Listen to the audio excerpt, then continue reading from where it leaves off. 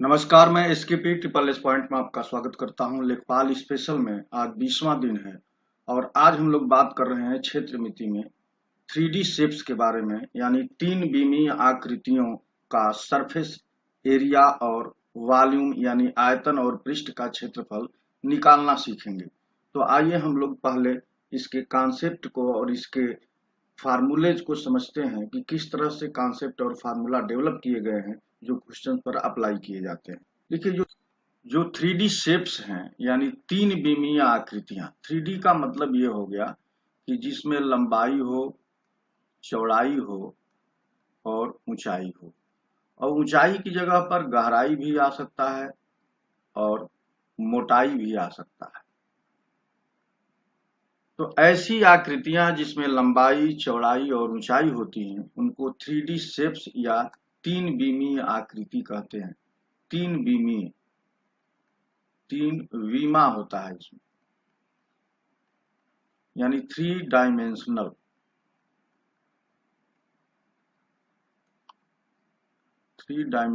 Figures.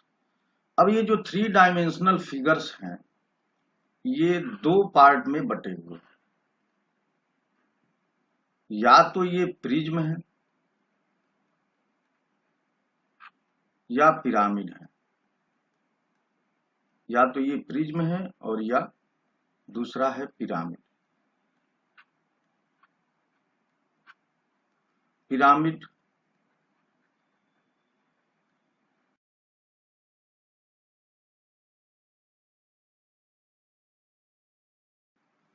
अब इन आकृतियों को दो चीजें पूछी जाती हैं कि इनका आयतन क्या होगा, इनका पार्श्व पृष्ठ का क्षेत्रफल क्या होगा और इनका संपूर्ण पृष्ठ का क्षेत्रफल क्या होगा। तो ये दो तीन बातें इनकी पूछी जाती हैं। तो मैं समग्र रूप से आपको बता दूं कि जो प्रिज्म वाली आकृतियां होंगी उनका जो आयतन का फार्मूला आएगा, आयतन यानी वॉल्यूम, ये फार्मूला इनके आधार के क्षेत्रफल गुणे ऊंचाई पर डिपेंड करेगा। आधार का क्षेत्रफल गुणे ऊंचाई यानी बेस एरिया इंटू हाइट, इस पर ये डिपेंड करेगा। और इधर जो वॉल्यूम का क्षेत्रफल होगा, वॉल्यूम होगा यानी पिरामिड साइड में जो वॉल्यूम होगा वो 1/3 बेस एरिया इंटू हाइट यानी ऊंचाई। और दूसरा यहां पर आएगा वक्र पृष्ठ का क्षेत्रफल या पार्श्व पृष्ठ का क्षेत्रफल। पार्श्व पृष्ठ का क्षेत्रफल, तो पार्श्व पृष्ठ के क्षेत्रफल में आएगा आधार का परिमाप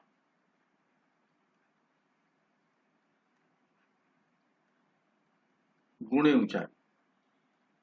यहां आधार का परिमाप गुणे ऊंचाई आएगा। और यहां आएगा इस साइड में पृष्ठ का क्षेत्रफल या पार्श्व पृष्ठ का क्षेत्रफल।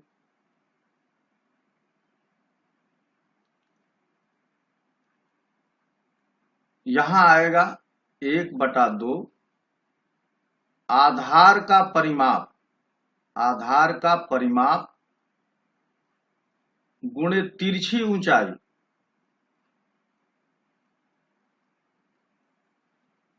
यानी पिरामिड साइड में जो पार्श्व पृष्ठ का क्षेत्रफल होगा वो 1/2 आधार का परिमाप गुणे तिरछी ऊंचाई होगा, और इस साइड में होगा आधार का परिमाप गुणे ऊंचाई।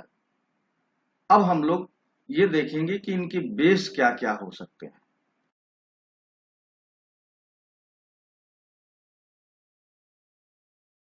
इसकी पहचान क्या होती है प्रिज्म की? तो प्रिज्म में टॉप और बॉटम सेम होता है। टॉप और बॉटम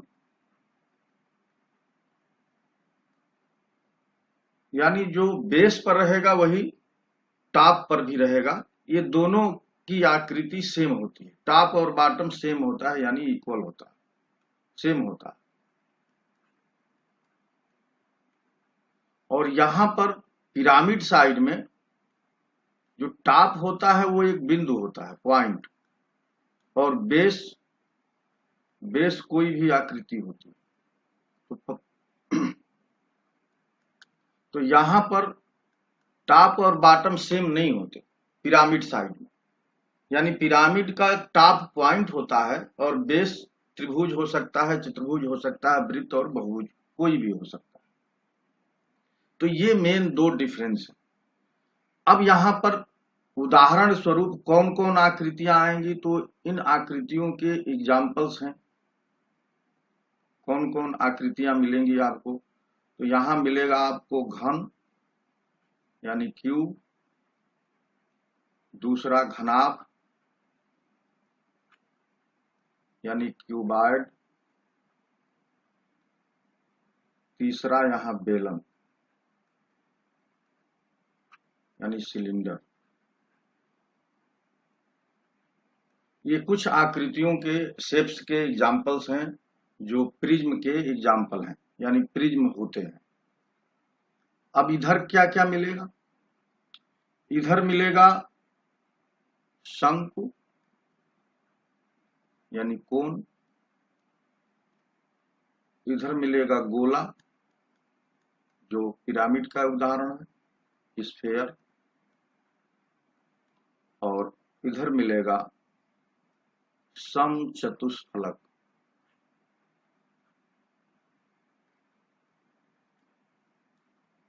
यानी टेट्राहेड्रन। और भी आकृतियां मिलेंगी, लेकिन इन मेन आकृतियों को आपको पढ़ना है जो आपके सिलेबस में। तो ये आकृतियां मिलेंगी, प्रिज्म, घन और घनाभ, बेलन, और पिरामिड, शंकु, गोला और समचतुष्फलक। अच्छा, ये दिखेंगी कैसे, तो आप देखिए, अगर घन है तो वो कैसा दिखेगा। देखिए, घन में क्या होता है कि घन का जो बेस होता है वो स्क्वायर होता है यानी वर्ग होता है। तो वर्ग में जिस तरह से लंबाई और चौड़ाई बराबर होती है, उसी तरह से घन का लंबाई, चौड़ाई और ऊंचाई ये सब बराबर होती है। तो अब आप यहां पर देख सकते हैं कि ये आकृति घन है जिसकी लेंथ यानी इसकी लंबाई, इसकी चौड़ाई और इसकी ऊंचाई सब ए के बराबर है। यहां पर सब ए यानी सब सेम है। और ये आपका है बेस, टॉप, ये टॉप है और ये बेस है। तो आप देख रहे हैं कि यहाँ टॉप भी एक वर्ग है और बेस भी एक वर्ग है। तो ये प्रिज्म का एग्जाम्पल। अब इसे घनाभ बनाया जाए,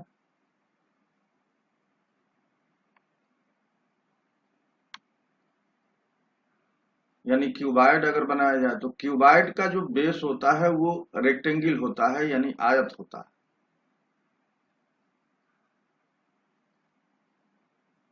तो आप यहां देख सकते हैं कि मैं यहां पर, अब इसका भी देखिए, ये जो टॉप है वो भी रेक्टेंगल है टॉप, और इसका जो ये बेस है ये भी रेक्टेंगल है, और ये दोनों सेम है। तो यहाँ टॉप और बॉटम दोनों सेम होते हैं। ये प्रिज्म के एग्जाम्पल है। पिरामिड के एग्जाम्पल क्या है, अगर मान लीजिए कि ये वर्ग है और इसे पिरामिड होना है, तो एक वर्ग रहेगा, बेस तो कोई भी हो सकता है, और यहां एक पॉइंट रहेगा, इस पॉइंट से इसके सारे शीर्ष को मिलाते हैं। तो वर्ग में 4 शीर्ष हैं, मिला दिए, और ये पॉइंट, तो कुल मिला के यहाँ 5 शीर्ष हो गए। ये वर्ग का प्रिज्म है। अगर हम आयत का प्रिज्म बनाएं तो आयत का भी प्रिज्म बनेगा। ये पॉइंट है, इसका टॉप पॉइंट होता है और फिर इसके चारों शीर्षों से मिला देते। अब यहां पर देखिए, अगर हम चाहते हैं कि त्रिभुज का पिरामिड दिखे, तो वो त्रिभुज का पिरामिड कैसे दिखेगा? तो ये एक त्रिभुज हम बनाएंगे, कोई भी त्रिभुज आप बना सकते हैं, और दूसरा यहाँ एक त्रिभुज बनाएंगे। इन त्रिभुज के ये शीर्ष को आपस में एक दूसरे से मिला दें। तो ये देखिए, ये जो टॉप है इस त्रिभुज में, वही बॉटम पर भी है। तो ये त्रिभुज का पिरामिड। और अगर बेस सर्किल हो, यानी टॉप और बेस दोनों सर्किल हो, तो ये आपको मिलेगा सिलेंडर। तो यहां बनता है सिलेंडर। यहां पर आप देखिए, इसका टॉप सर्किल है और इसका बेस भी सर्किल है। तो ये प्रिज्म के एग्जाम्पल हैं कुछ, और मैं यहां आपको अब पिरामिड वाला एग्जाम्पल दिखाता हूं। यहां पर अगर त्रिभुज का पिरामिड बनाना है, तो देखिए ये त्रिभुज है और यहां पर हमने पॉइंट ले लिया, तो इसके सारे शीर्षों को मिलाएं, तो ये त्रिभुज का पिरामिड है। अगर सर्किल बेस है और इसका पिरामिड बनाना है, तो देखिए ये शंकु होता है। तो इस तरह से हमको प्रिज्म और पिरामिड वाली आकृतियों की पहचान हो जाएगी। तो प्रिज्म में देखिए, ये जो बेस है, बेस तो कोई भी हो सकता है, सर्किल हो सकता है, ट्रायंगल हो सकता है, स्क्वायर हो सकता है और रेक्टेंगल हो सकता है, लेकिन उसका टॉप हर समय एक पॉइंट होगा। तो टॉप पॉइंट रहता है और बेस कुछ भी हो सकता है। ये बात पिरामिड में होती है। तो हम लोगों ने पिरामिड और प्रिज्म से रिलेटेड जो शेप्स होते हैं उनकी पहचान कर ली कि कौन शेप्स पिरामिड होते हैं और कौन शेप्स प्रिज्म होंगे। प्रिज्म की विशेषता यह होगी कि प्रिज्म का टॉप और बेस सेम होगा। पिरामिड में बेस कुछ भी होगा, टॉप सिर्फ एक पॉइंट होगा। अब हम लोग बात करेंगे कि पृष्ठ का क्षेत्रफल क्या होता है, यानी सरफेस एरिया किस तरह से देखी जाती है या समझी जाती है। तो पृष्ठ का क्षेत्रफल, या इसको कहेंगे सरफेस एरिया, ये क्या होला होती है? तो पृष्ठ का क्षेत्रफल कुल 3 प्रकार से या 3 तरह का हमको देखने को मिले। पहला है पार्श्व पृष्ठ का क्षेत्रफल। पार्श्व पृष्ठ,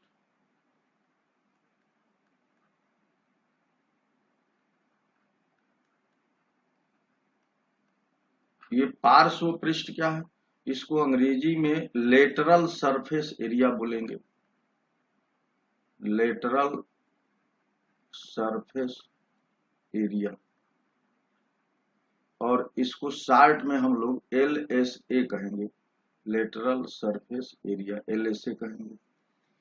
तो पार्श्व पृष्ठ का क्षेत्रफल का क्या आशय है? पार्श्व पृष्ठ के क्षेत्रफल का आशय यह है कि ये टॉप और बॉटम का क्षेत्रफल इसमें सम्मिलित नहीं होता। जैसे मान लीजिए कि ये हमने क्यूब ले लिया, तो क्यूब में जो साइड की एरिया है, साइड की, वही एरिया इसमें ली जाती है। टॉप और बॉटम छोड़ दिया जाता है। तो टॉप, ये टॉप हम छोड़ दें और बॉटम छोड़ दें, तो आप देखेंगे कि ये चारों तरफ की जो साइड हैं, ये जो स्क्वायर शेप में दिख रही हैं चारों तरफ की, इन्हीं की केवल एरिया जो है पार्श्व पृष्ठ के क्षेत्रफल के लिए यूज की जाती है। यानी लेटरल सरफेस वो एरिया है जिसमें टॉप नहीं लिया गया है, टॉप और बॉटम को छोड़ दिया गया है। टॉप और बॉटम इसमें इंक्लूड नहीं करते, छोड़कर। तो टॉप और बॉटम को छोड़कर, जैसे एक कमरा है मान लीजिए आपका, तो कमरा की चारों दीवारें ली गई, लेकिन छत छोड़ दिया गया और फर्श छोड़ दिया गया। इसको कहते हैं लेटरल सरफेस एरिया, यानी पार्श्व पृष्ठ का क्षेत्रफल। तो पार्श्व पृष्ठ का क्षेत्रफल चारों दीवारों का क्षेत्रफल भी है, एक तरह से समझ सकते हैं। और दूसरा इसमें बात आती है कर्व्ड सरफेस एरिया, यानी वक्र पृष्ठ का क्षेत्रफल।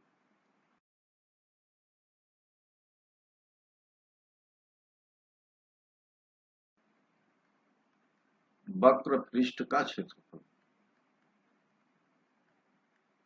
तो वक्र पृष्ठ कहां आएगा? Curved surface area.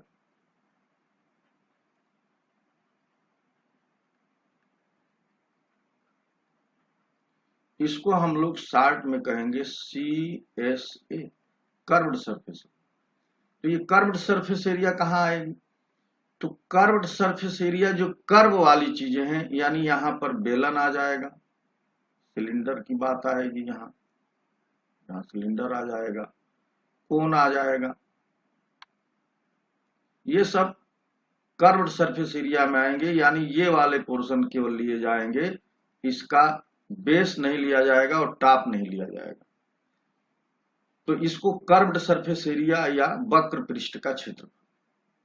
अब तीसरा है संपूर्ण क्षेत्र का क्षेत्रफल, संपूर्ण पृष्ठ का क्षेत्रफल।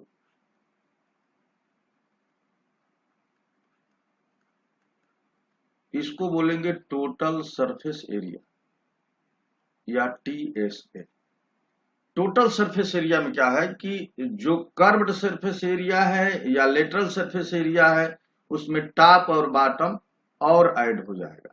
तो जब टॉप और बॉटम इसमें जुड़ जाएगा तब वो होगा टोटल सरफेस एरिया। तो इसमें देखिए, इसमें LSA में टॉप जोड़ दिए, टॉप की एरिया और बॉटम की एरिया सम्मिलित कर दिए, तो ये हो जाएगा टोटल सरफेस एरिया।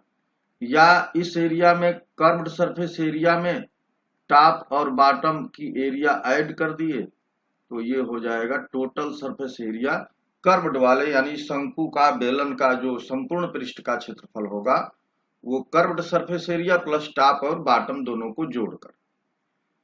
अब कभी कभी भाषा जो लिखता है क्वेश्चन में कि बेलन का पृष्ठ का क्षेत्रफल बताइए, तो जो पृष्ठ का क्षेत्रफल है, पृष्ठ का क्षेत्रफल, अगर पृष्ठ का क्षेत्रफल दे रहा है तो इसका मतलब टोटल सरफेस एरिया की बात कर रहा है। अदरवाइज वो वक्र पृष्ठ कह देता कि कर्व्ड सरफेस एरिया केवल बताइए या लेटरल सरफेस एरिया बताइए। लेकिन जब प्रश्न में भाषा या शब्द, ये शब्द यूज होता है कि पृष्ठ का क्षेत्रफल बताइए, तो पृष्ठ का क्षेत्रफल का मतलब टोटल सरफेस एरिया यानी संपूर्ण पृष्ठ का क्षेत्रफल पूछा जा रहा है। तो ये बात थोड़ा ध्यान आपको रखना होगा। तो संपूर्ण पृष्ठ का क्षेत्रफल कहिए या पृष्ठ का क्षेत्रफल कहिए, दोनों बात एक ही है। अब इस बात को आपको सदैव ध्यान रखना होगा कि जो लेटरल सरफेस एरिया है, यानी जो ये पार्श्व पृष्ठ का क्षेत्रफल है, ये इसके उदाहरण घन और घनाभ है। तो घन और घनाभ में चारों दीवार मिलेंगी और उन्हीं का क्षेत्रफल लिया जाएगा, यही लेटरल सरफेस एरिया।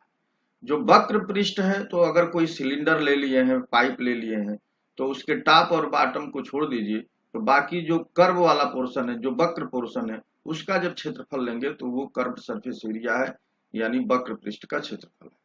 और संपूर्ण पृष्ठ में वक्र पृष्ठ और टॉप बॉटम सब जुड़ जाता है, तब ये संपूर्ण पृष्ठ का क्षेत्रफल बनता है। देखिए, हम लोग बात करेंगे कि घन और घनाभ के लिए फार्मूले क्या होंगे आयतन के, पृष्ठ क्षेत्रफल के, या कोई घनाभ है या कोई कमरा है जिसका बेस आयताकार है या घनाभकार है, तो उस कमरे का विकर्ण क्या होगा, यानी उस कमरे में सबसे लंबी रखी जाने वाली वस्तु क्या हो सकती है, उसकी लंबाई क्या हो सकती है, या सबसे लंबी छड़ की लंबाई क्या हो सकती है। तो इस साइड में मैं घनाभ ले रहा हूं और इधर घन की बात करूंगा, इस साइड में, यानी दाहिनी तरफ राइट हैंड साइड में घन की बात और लेफ्ट हैंड साइड में घनाभ की बात, ताकि दोनों आप एक साथ चीजों को समझ सकें। तो ये देखिए, ये ABCDEFGH एक घनाभ है और इस घनाभ की जो लंबाई है वो L लेंगे, चौड़ाई को B यानी वृत्त और ऊंचाई को स्मॉल h। ये सामान्यतः माना जाता है, आप कुछ भी ले सकते हैं, आप XYZ ले सकते हैं, आप ABC ले सकते हैं, आप कोई भी ले सकते हैं, लेकिन सामान्यतः लंबाई को L यानी लेंथ, वृत्त यानी चौड़ाई को B और हाइट यानी ऊंचाई को H लेते हैं। अब देखिए, नीचे जो बेस है वो एक आयत है तो डी और बी को मिला देंगे तो इस आयत का विकर्ण होगा।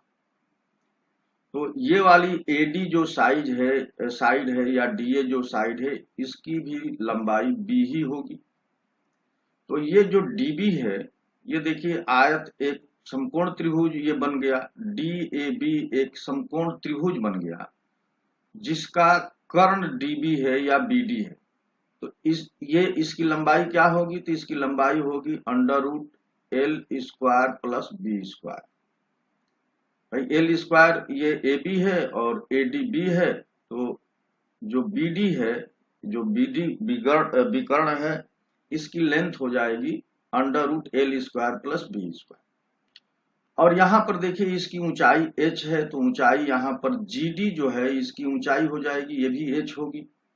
तो इस घनाभकार कमरे में जो सबसे लंबी छड़ रखी जा सकती है वो इसके विकर्ण के बराबर होगी, और ये विकर्ण है GB। तो GB भी देखिए GDB त्रिभुज GDB एक समकोण त्रिभुज होगा। समकोण त्रिभुज में ये GD इसका लंब है और DB इसका आधार है और GB या BG इसका विकर्ण है। तो BG की लंबाई क्या होगी या GB की लंबाई क्या होगी? तो GB² बराबर, ये पाइथागोरस प्रमेय लगाएंगे, GB² बराबर GD² प्लस DB² या BD², DB² या BD²। तो GD² देखिए h है तो h का स्क्वायर, और ये DB का स्क्वायर करेंगे यानी L² प्लस B²। तो GB का स्क्वायर यानी विकर्ण की जो लंबाई आ गई यहाँ पर वो आ गई h² plus L² plus B², या ये कह सकते हैं कि विकर्ण बराबर हो गया अंडर रूट में इसको ले लेंगे और क्रम से लिख देंगे L² plus B² plus h²। तो घनाभ में विकर्ण की लंबाई आ गई √L² B² और h²। अब यही बात हम लोगों को घन में भी देखनी है। तो घन की प्रत्येक भुजा बराबर होती है, तो हम प्रत्येक भुजा को ए ले लिए, स्मॉल ए ले लिए। और यहाँ पर देखिए इसका बेस वर्ग है, तो BD यहाँ भी ले लिए, और BD क्या होगा? ये भी ए है, ये भी ए है, तो ये हो जाएगा √2a²। और ये जो GD है ये भी a के बराबर होगा, तो यहाँ भी ये इसका जो विकर्ण होगा वो GB होगा। तो यहाँ GB² बराबर क्या होगा? ये भी 90 डिग्री का कोण बनेगा, तो GB² बराबर a² प्लस 2a²। ये DB² जो है 2a² के बराबर हो जाएगा, यानी √2a² को जब वर्ग करेंगे, स्क्वायर करेंगे तो 2a², ये सब मिलकर आ गया 3a²। तो GB² बराबर आ गया 3a², और GB ही विकर्ण है, तो यहाँ जो विकर्ण बनेगा उसकी लंबाई आ गई a√3, यानी घन में विकर्ण की लंबाई आ गई a√3, यानी भुजा √3 आ गई। अब देखिए यहाँ हम लोग अलग अलग बात कर ही रहे हैं घन और घनाभ के लिए, तो इधर बात करेंगे हम लोग अब आयतन की। तो आयतन क्या होगा भाई? आयतन, तो घनाभ का आयतन जो होगा यानी वॉल्यूम, वो लंबाई गुणे चौड़ाई गुणे ऊंचाई होता है, यानी लेंथ गुणे ब्रेथ गुणे हाइट। और घन का आयतन क्या होगा? तो घन का भी आयतन वही होगा, लंबाई गुणे चौड़ाई गुणे ऊंचाई। तो यहाँ पर लंबाई भी a है, चौड़ाई भी a है और ऊंचाई भी a है, तो ये a³ आ जाएगा। और यहाँ जो यूनिट होगी यानी जो इकाई होगी वो मान लीजिए ये सेंटीमीटर में है, तो क्यूब सेंटीमीटर लिखेंगे, क्यूब सेंटीमीटर, और यहाँ भी क्यूब सेंटीमीटर। अगर ये सेंटीमीटर में लेंथ ली जाएगी तो लेंथ यानी चौड़ाई लंबाई ऊंचाई अगर सेंटीमीटर में ली जा रही है तो घन सेंटीमीटर, मीटर में ली जा रही है तो घन मीटर, यानी क्यूब यूनिट होगा। तो ये बात को आपको ध्यान रखना है कि लंबाई, चौड़ाई और ऊंचाई, इन तीनों की जो इकाई होगी, यूनिट होगी, वो सेम होनी चाहिए। ये नहीं कि एक मीटर में दिया है, दूसरा सेंटीमीटर में दिया है और तीसरा मिलीमीटर में दिया है, तब आप उसे मल्टीप्लाई कर लेंगे तीनों का, ऐसा नहीं है। तीनों को एक ही यूनिट में चेंज करना होगा, या आप ये कहिए कि तीनों की यूनिट सेम होनी चाहिए। अगर सेंटीमीटर में है तो लंबाई भी सेंटीमीटर में, चौड़ाई भी सेंटीमीटर में, ऊंचाई भी सेंटीमीटर में। अगर मिलीमीटर में है तो तीनों मिलीमीटर में हो, मीटर में हो तो तीनों मीटर में हो, किलोमीटर में हो तो तीनों किलोमीटर में हो। यानी कहने का अर्थ यह है कि तीनों की जो इकाई होगी वो सेम होनी चाहिए। अब हम लोग आते हैं पृष्ठ क्षेत्रफल क्या होगा। तो आयतन के लिए हम लोगों ने देखा था, आप देखिए आयतन के लिए हम लोगों ने देखा था कि आधार का क्षेत्रफल गुणे ऊंचाई, यही हमने, आप याद करिए कि हम लोगों ने यही बात की थी शुरुआत में कि प्रिज्म का जो आयतन होगा वो आधार का क्षेत्रफल गुणे ऊंचाई होगा। तो आप यहाँ पर देखिए ये जो घनाभ बना है इसका आधार आयत है, तो आयत का क्षेत्रफल क्या होता है, एल इंटू बी। आयत का क्षेत्रफल होता है एल इंटू बी, यानी लंबाई गुणे चौड़ाई। तो लंबाई गुणे चौड़ाई, देखिए आधार का क्षेत्रफल लंबाई गुणे चौड़ाई और ऊंचाई उसमें आ गई। इसी तरह से घनाभ में, घन में भी आया आधार का क्षेत्रफल गुणे ऊंचाई। तो यहाँ आधार वर्ग है तो a इंटू ए, इन दोनों का गुणा हो गया a इंटू ए, और ऊंचाई भी a है तो ये तीनों का गुणा हो गया। तो ये बात सही हो गई कि आधार का क्षेत्रफल गुणे ऊंचाई ही इसका आयतन होता है। अब पृष्ठ का क्षेत्रफल क्या होगा, तो पृष्ठ का क्षेत्रफल होगा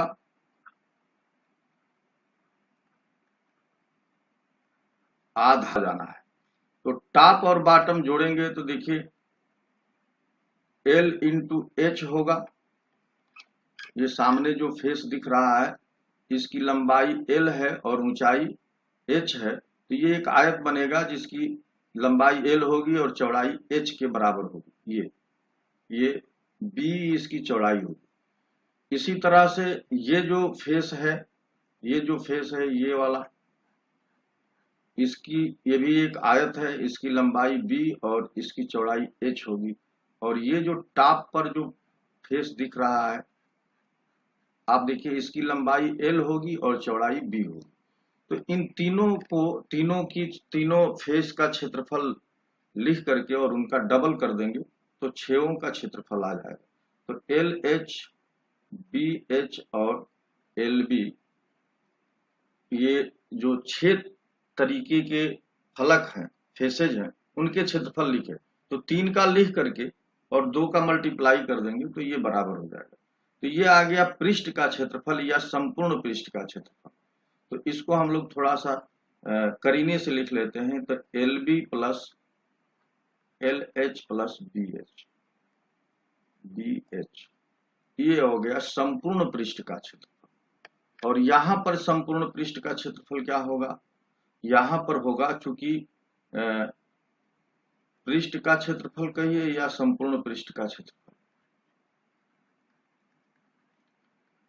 तो यहाँ भी 2 होगा। और यहाँ तो वर्ग है, इसमें कुल 6 फेस हैं तो 3 वर्ग का क्षेत्रफल लिखेंगे। तो a गुणे ए प्लस ए गुणे ए प्लस ए गुणे ए, तो अंदर देखिए ये 3a स्क्वायर आ गया और ये आ जाएगा 6a स्क्वायर। तो घन का संपूर्ण पृष्ठ का क्षेत्रफल होता है 6a स्क्वायर। अब पार्श्व पृष्ठ का क्षेत्रफल क्या होगा, पार्श्व पृष्ठ का क्षेत्रफल यानी लेटरल सरफेस एरिया क्या होगा, लेटरल सरफेस एरिया या पार्श्व पृष्ठ का क्षेत्रफल। तो इसमें 4 दीवारों का ही क्षेत्रफल लेना है, तो 2h into L plus B हो गया। और यहाँ पर पार्श्व पृष्ठ का क्षेत्रफल एल ऐसे क्या होगा, तो इसमें देखिए टॉप और बॉटम छोड़ देंगे तो आपको मिलेगा 4a स्क्वायर। तो ये पार्श्व पृष्ठ का क्षेत्रफल है, यानी चारों दीवारों का क्षेत्रफल का जो फार्मूला है वो ये है। इसको आप 4 दीवारों का क्षेत्रफल भी पूछ सकते हैं, चारों दीवारों का क्षेत्रफल।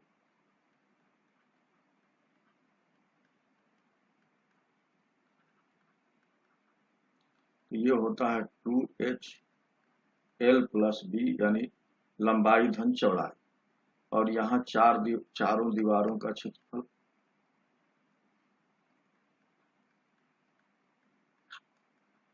यहाँ चारों दीवारों का क्षेत्रफल आ जाएगा 4a स्क्वायर।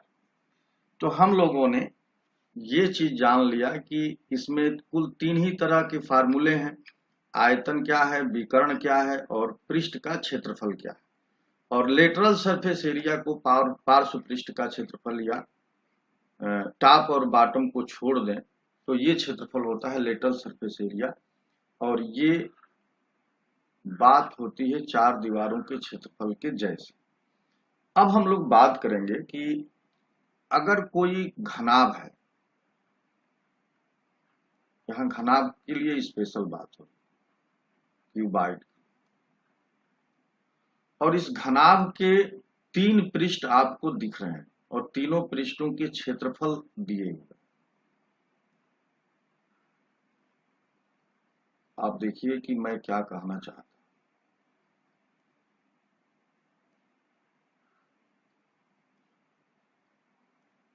ये एक घनाभ है यानी क्यूबाइड है, जिसको हम लोग A B C D E F G H मान, और इस घनाभ के क्षेत्रफल दिए हुए हैं।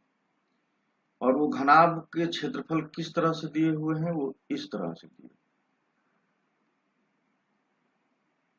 आपको थोड़ा ऐसे समझना।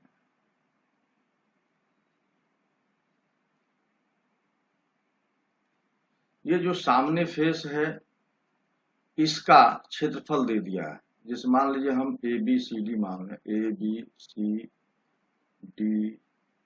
E F और G। तो ये जो पोर्शन है ये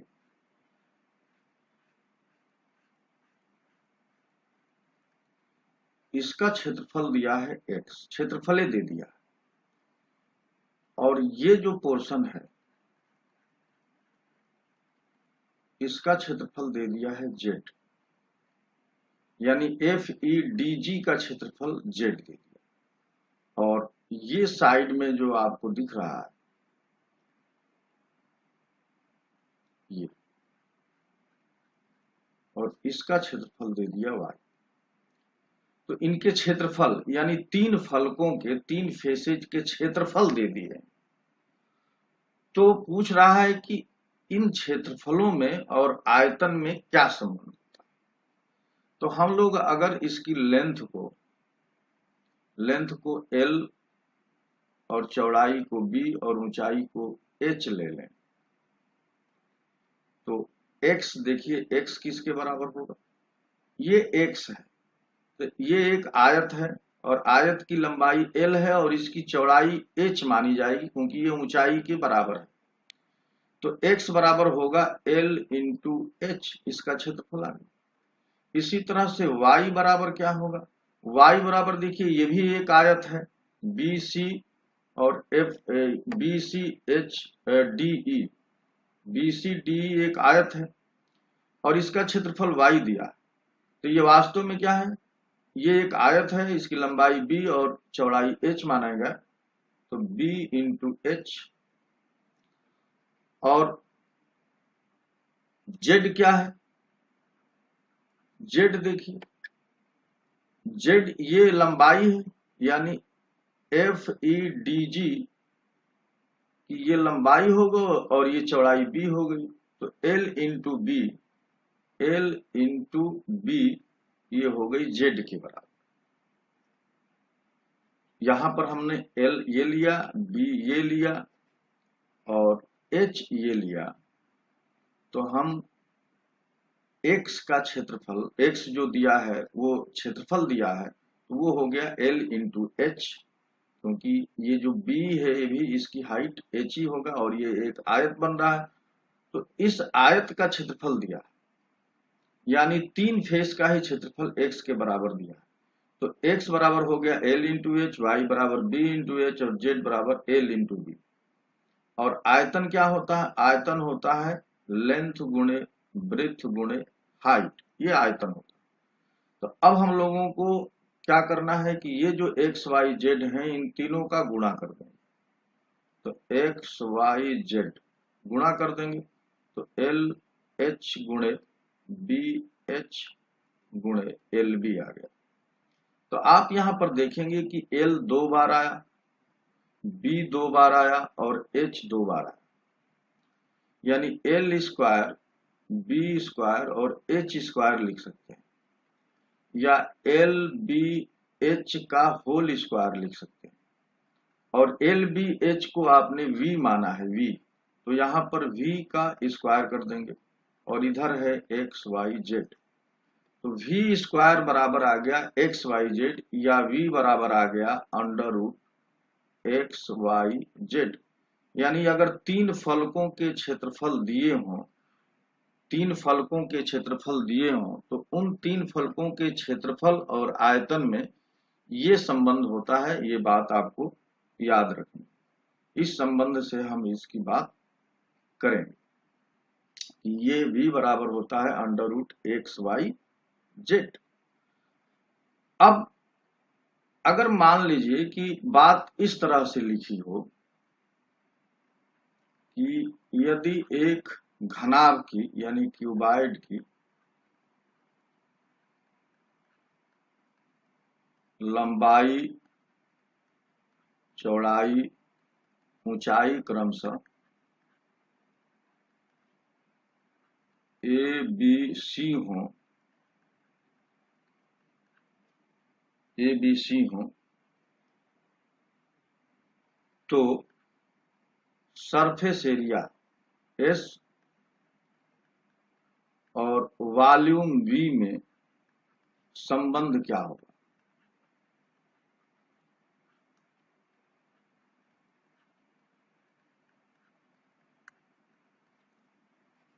तो अब यहां पर बात दूसरी टाइप की आ गई। अब वो क्या आ गई देखिए,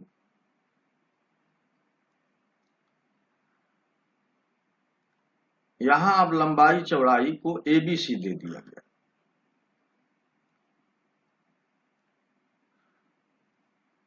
ये घनाभकार यानी क्यूबाइड है, इसकी लेंथ को ए कहा गया, चौड़ाई को बी और ऊंचाई को सी।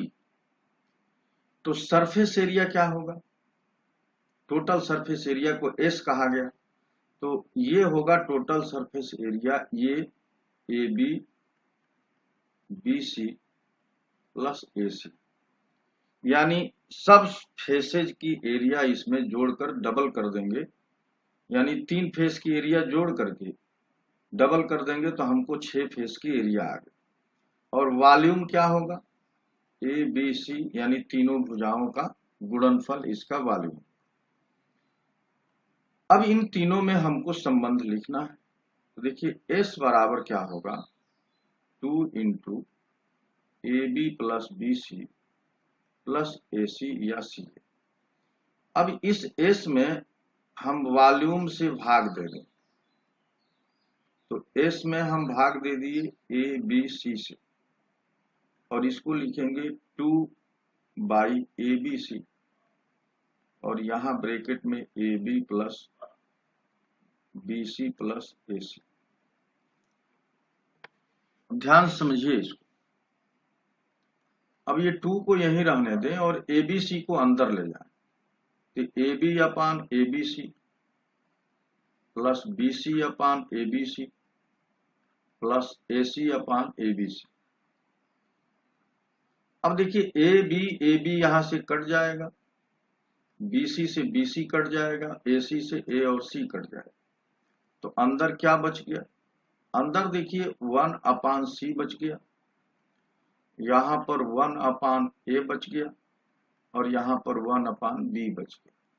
इसको थोड़ा सा हम लोग क्रम से लिख लेंगे, तो 1 अपान ए प्लस 1 अपान बी प्लस 1 अपान सी आ गया, और इधर आ गया एस अपान वी। अब 1 अपान वी बराबर होगा 2 बाई एस, अंदर आ जाएगा ब्रैकेट की 1 by A plus 1 by B plus 1 by C. तो ये एक रिलेशन मिल गया कि अगर सरफेस एरिया को S मान लिया गया है और वॉल्यूम को V और घनाभ की भुजाओं को ABC मान लिया गया, लंबाई, चौड़ाई और ऊंचाई को, तो ये एक इम्पॉर्टेंट रिलेशन मिलेगा जिसकी मदद से हम लोग वॉल्यूम और सरफेस एरिया में एक रिलेशन बनाने में कामयाब। अब एक बात और मैं करूंगा जो कि काफी इम्पॉर्टेंट है, आयलर्स रिलेशन क्या होता है। आयलर्स रिलेशन, तो आयलर्स रिलेशन के बाद मैं इस वीडियो को खत्म करूंगा और ये आपको जानना बहुत जरूरी है कि ये आयलर रिलेशन है क्या। तो इसको एक एग्जांपल से हम लोग समझेंगे कि आयलर रिलेशन क्या है। तो फिर यहाँ पर एक क्यूबॉइड का यानी घनाभ का फिगर बनाएंगे और इस फिगर की मदद से हम लोग आयलर रिलेशन को समझेंगे।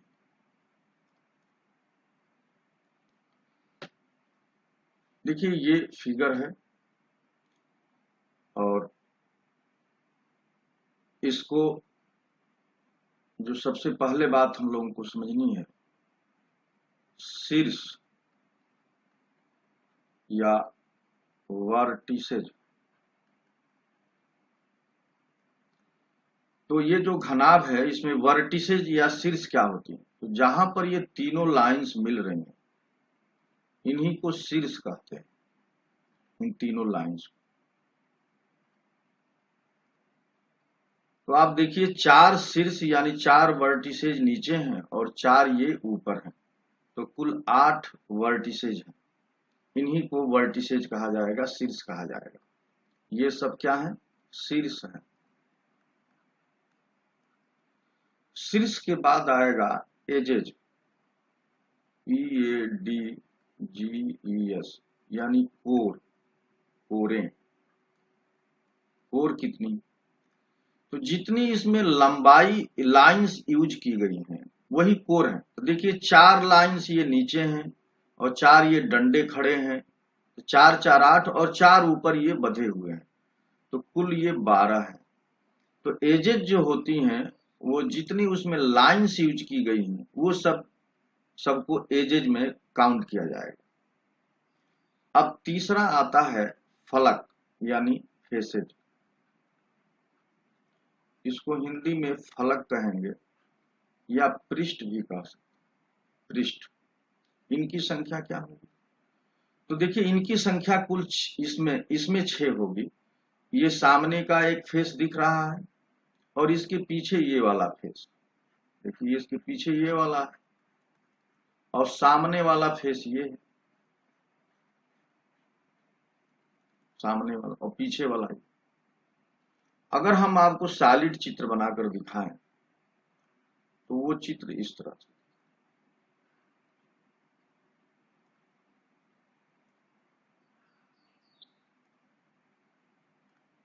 देखिए ये क्यूबॉइड है, तो एक फेस ये हो गया, ये फेस एक हो गया, एक फेस ये हो गया और एक फेस ये कुल 3 फेस दिख रहे हैं और 3 हमको नहीं दिख रहे हैं।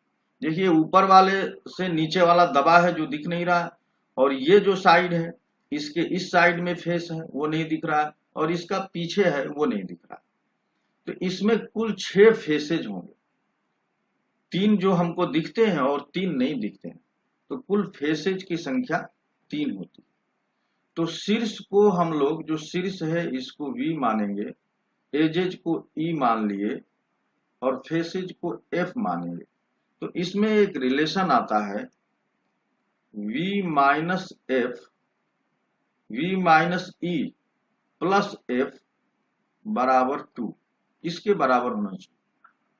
V minus E plus F बराबर 2, इसी को आयलर रिलेशन कहते हैं।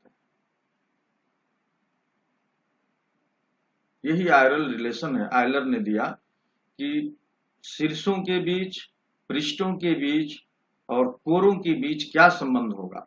अब देखिए यहां पर V कितना है, 8 है, E कितना है, 12 है और एफ कितना है 6 है, तो 8 से 14 में से 12 निकल गया 2, यानी बिल्कुल सही है कि हमको अगर फेस मालूम हो, एज मालूम हो, तो हम वर्टेक्स निकाल सकते हैं इस फार्मूले की मदद से।